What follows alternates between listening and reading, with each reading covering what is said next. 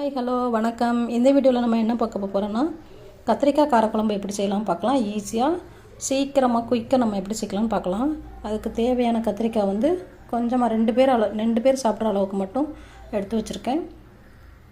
ஒரு தேவையான அளவு மீடியம் சைஸ் தக்காளி பழம் ஒன்று, சின்ன நெல்லிக்காய் சைஸ் அளவு புளி ஊற வச்சுருக்கு, ஒரு 20 சின்ன வெங்காயம் பொடியாக நறுக்கி வச்சுருக்கு, அது கூட கருவேப்பிலை, கொஞ்சம் இடித்த பூண்டு. அவ்வளோதான். நம்ம வீடியோக்குள்ளே போகலாம் வாங்க, எப்படி செய்யலாம் பார்க்கலாம். அடுப்பில் நம்ம ஒரு பாத்திரம் வச்சுக்கலாம். இப்போ தேவையான அளவு எண்ணெய் விட்டுக்கலாம். நம்ம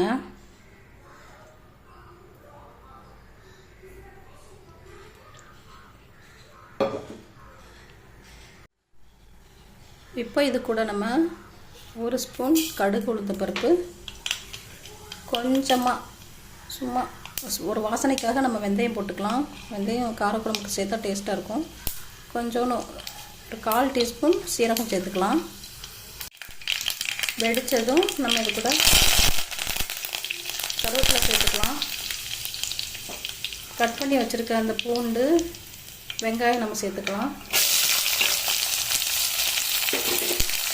வெங்காயம் வதங்குறதுக்குள்ளே நம்ம வந்து இந்த கத்திரிக்காவை நம்ம கட் பண்ணி வச்சுக்கலாம். கட் பண்ணி தண்ணியில் போட்டு வச்சுக்கணும், இல்லாட்டா கருப்பாயிரும்.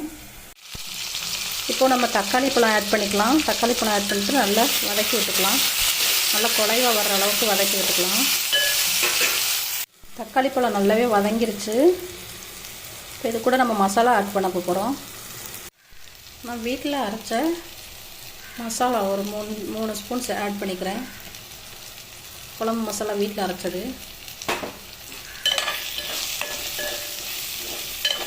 ஆட் பண்ணிட்டு அதை வதக்கி விட்டுக்கலாம். இப்போவே கூட வந்து நம்ம கத்திரிக்காய் சேர்க்கக்கூடாது, அதோட டேஸ்ட் நல்லா இருக்காது.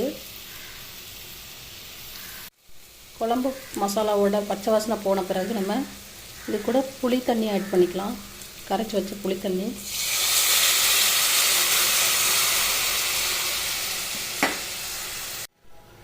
இப்போ நம்மளுக்கு கொதிச்சு வந்துருச்சு.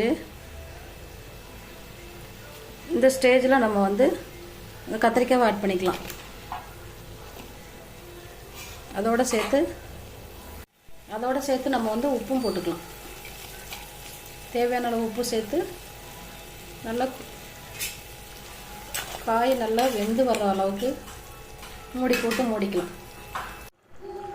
நமக்கு இப்போ கத்திரிக்காய் காரக்குழம்பு ரெடி ஆயிருச்சு.